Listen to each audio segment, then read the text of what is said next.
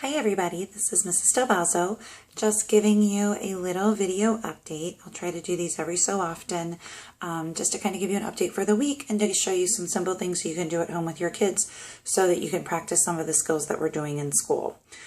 So first reminder I just want to give everybody is tomorrow students should be walking down to the classroom. We're no longer going to be lining up in the cafeteria. So students may walk directly into the school tomorrow and directly down to our kindergarten classrooms, and there'll be staff to help them with that as they do that for the first time.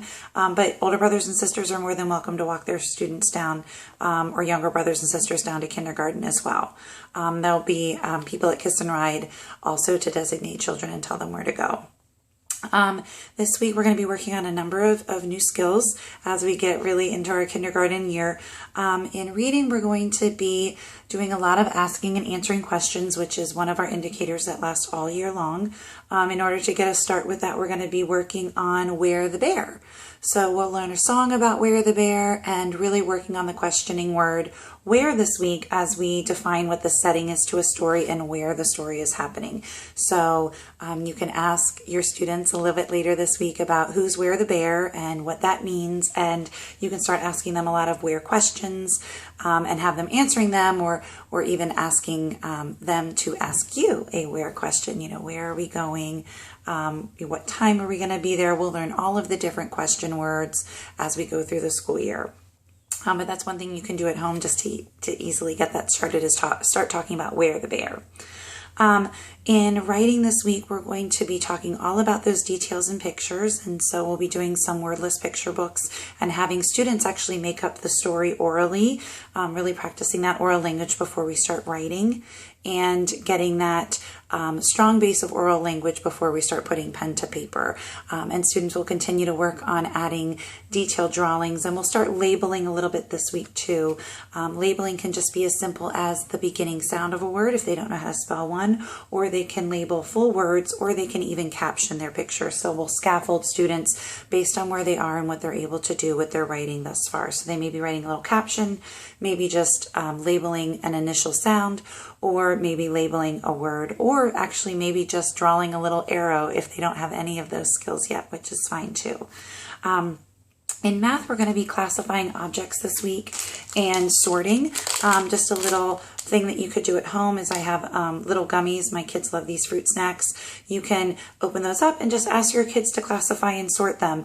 The big idea is, though, explaining why you classify and how they're classifying. If you're sorting, are you sorting by color? Are you sorting them by size? Are you sorting them by the type of fruit snack they are? Are you putting all the dinosaurs over here and all the minions over here?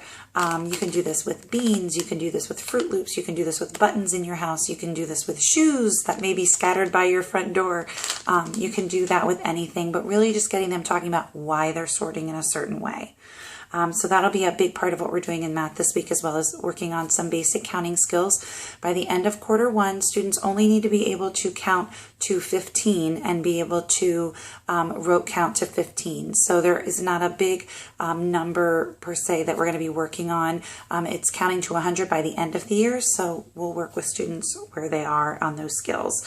And then finally in science this week, we're going to be working on observing the weather. So just go outside every day, talk about the weather with your kids and what really you should be wearing during certain weather events. Today's really hot. I feel like I'm going to wear a short sleeve shirt and shorts so that I'm nice and cool during the day and I don't get overheated. As the weather starts to turn, we'll start to observe those weather changes and how we're dealing with the weather differently. So students need to understand our indicator is how children and people cope with the weather and the weather changes that happen. Just a couple of notes that tomorrow is an ESOL coffee at 9:30. I know a lot of reminders went out about that, but just a quick reminder, ESOL coffee at 9:30 in the building. And just reserve the date. September 21st is our first back to school night. I believe it's from 6 to 7:30, and you are more than welcome to attend that. We'd love to see you at back to school night. Homework, for those of you that may be wondering, is going to start in October. And back on September 30th, we are going to have our first birthday celebration for the month of September and October birthdays, and I'll send out more information to that as we get started. So I hope you guys are ready for a great week. I know I am, and I look forward to seeing everybody tomorrow.